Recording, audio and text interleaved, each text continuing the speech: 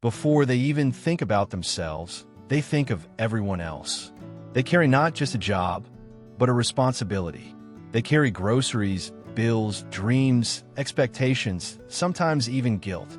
They are the breadwinners of the Filipino family. And this is their story.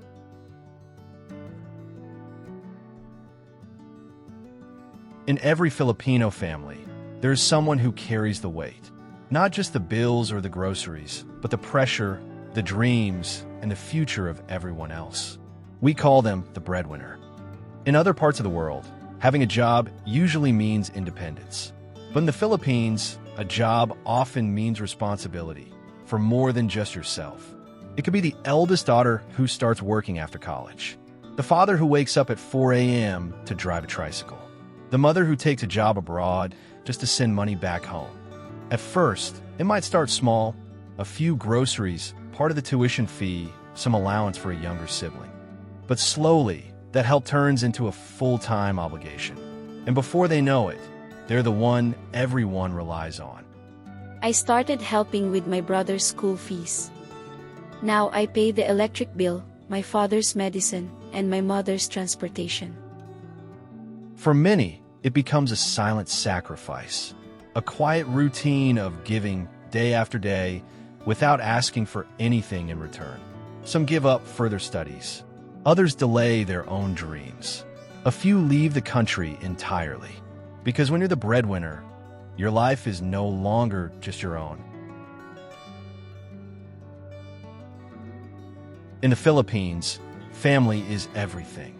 It's how we're raised to love, to care, to give back. From the moment we are old enough to understand, we're taught that success is not just for ourselves, but for the people who raised us. And so when one person makes it, gets a good job, finishes school, goes abroad, it becomes an unspoken promise. You owe it to your family to give back, because they sacrificed for you first. It's a beautiful value, this deep sense of gratitude. But for breadwinners, it often becomes a heavy burden. There's no clear line between helping out and becoming the family's financial backbone. And once that expectation is set, it's hard to say no. Because in our culture, saying no can look like being ungrateful. I love my family. I really do. But sometimes, I wonder if I'm living my life for them or for me. It's not that families mean to pressure breadwinners. Sometimes, they don't even say anything. They just hope. And hope turns into silent expectation. Even the proudest parents who say you don't owe us anything still feel comforted when support arrives. Because in this country, where jobs are scarce and wages are low, one stable income can mean survival for many. And so the cycle continues. One person earns, everyone survives.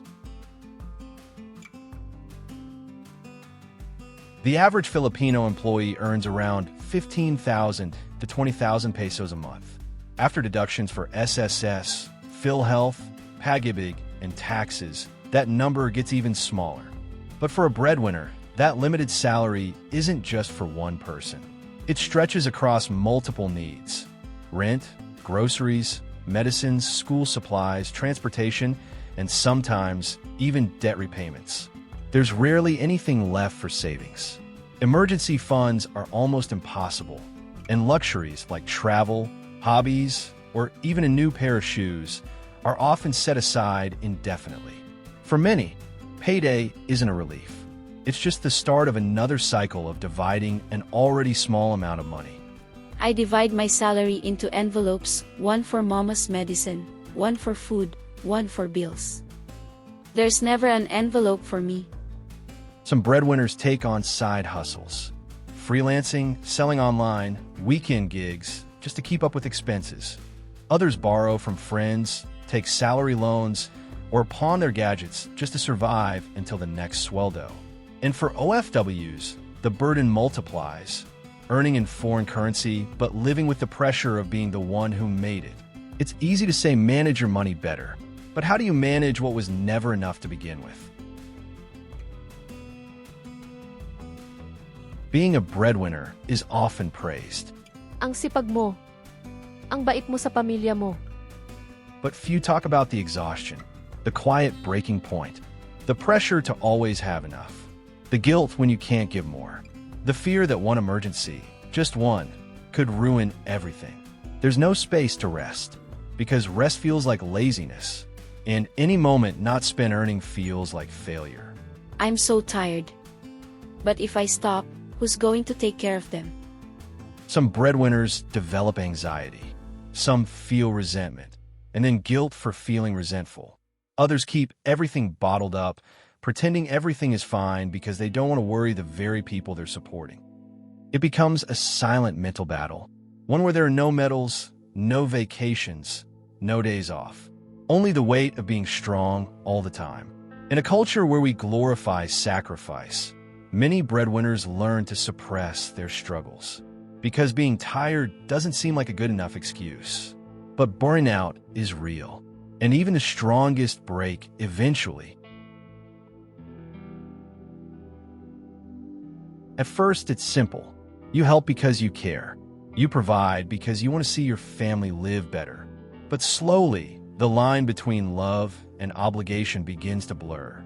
You start to notice that some people stop trying because they know you'll always be there. And what was once temporary support becomes permanent responsibility. Bakit ko kailangan maghanap ng trabaho kung nagtatrabaho ka na sa Manila? Ikaw naman ang professional sa atin, ikaw na bahala. In some households, the breadwinner becomes the default provider, even for able-bodied adults who could work, but don't. It's not always because of laziness. Sometimes it's lack of opportunities, lack of confidence, or even just comfort in the current setup. But whatever the reason, the pressure stays on one person. And if the breadwinner ever tries to say no, they're labeled as selfish or worse, ungrateful. This is the silent trap. Helping becomes enabling. And instead of lifting the family up, the breadwinner becomes the only one carrying everyone. I tried to say no once. I told them I couldn't afford it this time. They didn't talk to me for a week. The truth is, love should never equal financial dependence. But in many Filipino homes, that boundary is unclear.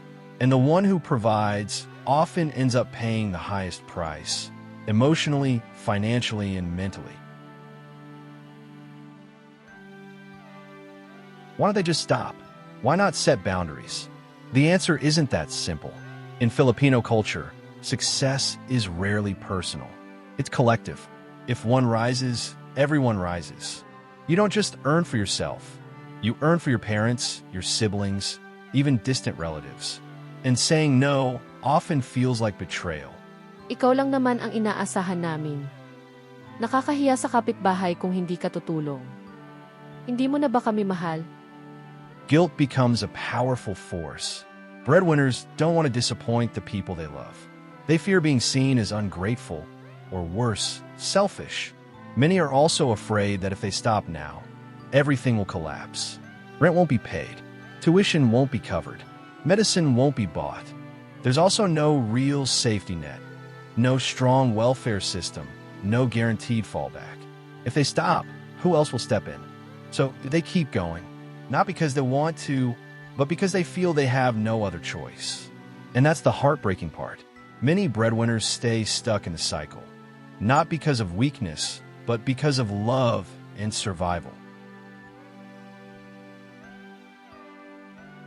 Ask any breadwinner what they once dreamed of, and most will pause. Not because they don't have dreams, but because they've learned to bury them. A business they wanted to start, a course they never finished, a visa they let expire, a house that was supposed to be theirs, but never was. Ikaw muna tumulong. Pag nakaahon na tayo, ikaw naman. One day, I'll go back to school. But maybe not this year. My brother still needs tuition. Years pass, priorities shift, and dreams once delayed slowly fade. No one talks about the trade-offs.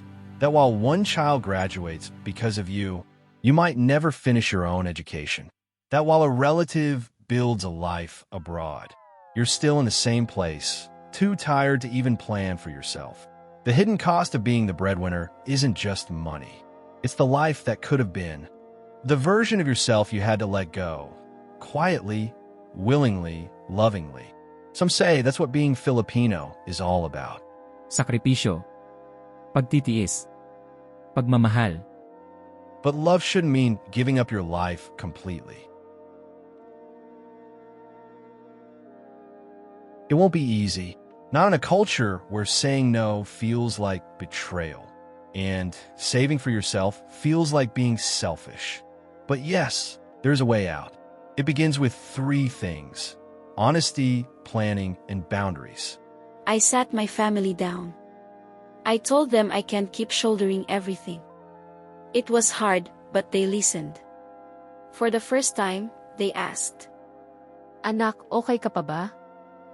Step 1. Talk to your family. Set the tone. Let them know what you can give and what you can't anymore. Step 2. Create a financial plan that includes you, not just their needs, your savings, your future. Step 3. Empower others to stand up too. Help them find income, educate them about budgeting. True love is teaching others to walk on their own. Some cycles can't be broken overnight, but every healthy boundary, every honest conversation, every decision to put yourself also first is a step forward. You are not just a provider. You are a person. You matter too. To every breadwinner watching this, we see you. We see the bags under your eyes, the bills piling on your table, the quiet sighs you let out when no one is looking. We know what it's like to put yourself last, to feel guilty for wanting rest, to be proud but also tired. You've carried so much for so long, and still, you rise each day with love, even when you're running on empty. Maybe no one tells you this enough, but you deserve more than just survival. You deserve dreams of your own, rest without guilt, joy without obligation. And if no one else has said it yet, thank you. You are not just the backbone of your family. You are a whole human being, and your life matters too. One day, we hope you won't have to carry it all. One day, we hope you'll be free. But until then, we're rooting for you.